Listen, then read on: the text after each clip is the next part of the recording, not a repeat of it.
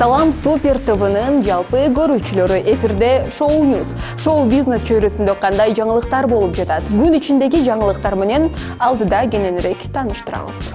Бүгүн 6 январда Агорго Сити командасы продюсерлик кылган Мынасага жаңы жыл аталышындагы новелланын жабык көрсөтүүсү орун алат. Супер комедияга Ырчы Анжелика, Бактарбек Абдразаков, Эркин Нурбаев жана башкалар тартылган.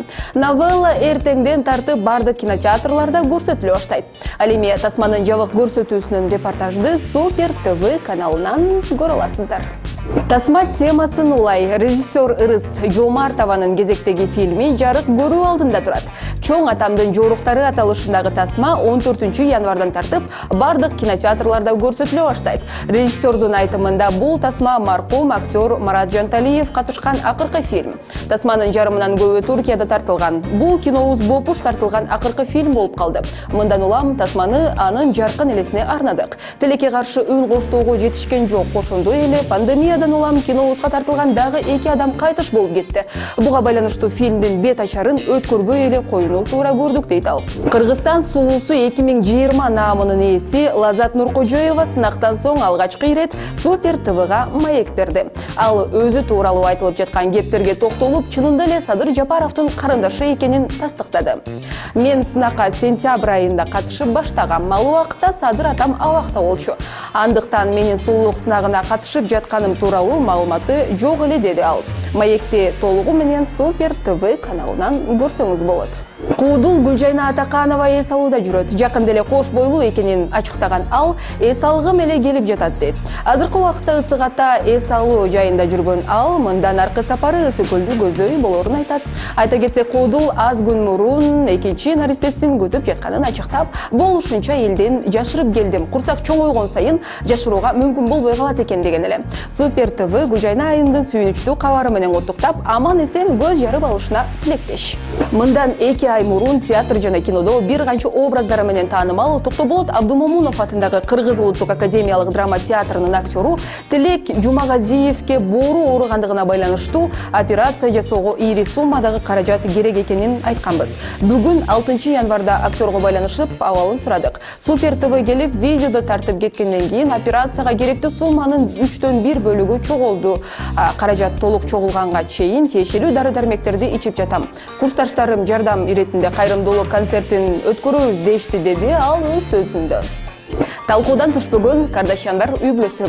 Америкалык реалити шоунун жылдысы Ким Кардашьян жолдошу рэп аткаруучу Канье Уэст менен ажыраша турганын чет элдик басылмалар өздүк булактарына таянып жазышууда.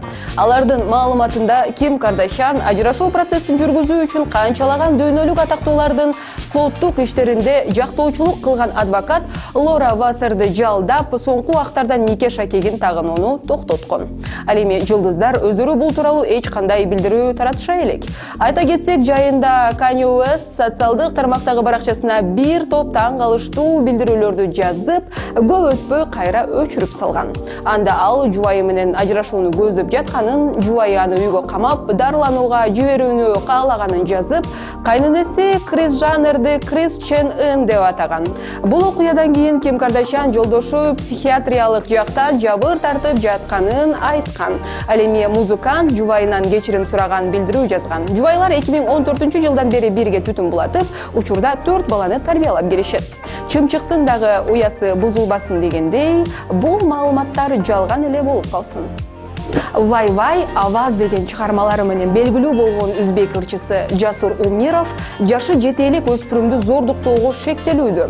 Бул тууралуу өзбек басылмалары жазып чыгышты. Маалыматка ылайык, ырчы 16 жаштагы окуучуну зордуктоо фактысы менен кармалып камакка алынган. Ага 18 жашка чыга элек өспүрүмдү атайлап зордуктоо беренеси менен айып тагылып, 5 январда Самарканд облустук прокуратурасы облустук сотко өткөрүп берген. Аталган берененин негизинде ырчы 10 жылдан 15 жылга чейин эркинен ажыратылышы мүмкүн. Казакстандык ырчы Димаш Кудайберген АКШнын жаңы шайланган президенти Джо Байдендин инаугурациясына арналган жумалыкка катышат. Бул тууралуу казак басылмалары жазышты. Маалыматка ылайык, иш-чара Sister Cities International эл аралык уюму тарабынан өткөрүлөт. Пандемияга байланыштуу салтанаттуу жумалык онлайн форматта өтөт. Жагымдуу жаңылыктар көп болсун. Көрүшкөнчө.